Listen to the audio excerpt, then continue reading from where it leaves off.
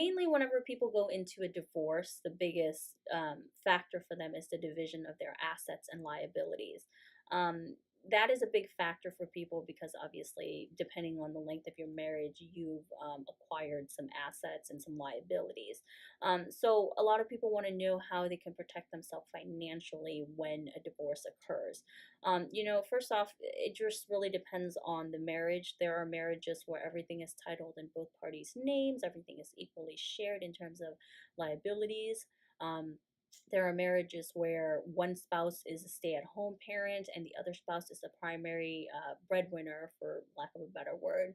And then there are instances where, they receive gifts or inheritances or something like that to that extent. But the best way to protect yourself financially when you're going through a divorce is it's a time of the is of the essence issue. Especially if you have assets that are titled under just one spouse.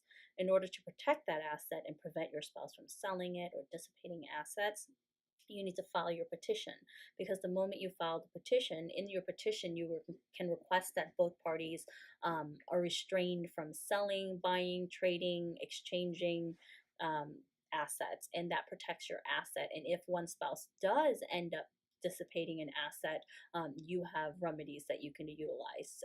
Notify the court, basically, hey, I filed for divorce, the asset should have been protected, he sold the asset anyway, so now, from the proceeds of the sale, I should be entitled to that portion because that's equitably divided between the parties. As Washington State is a community property state, any assets or liabilities that were acquired during the marriage is responsibilities for both parties.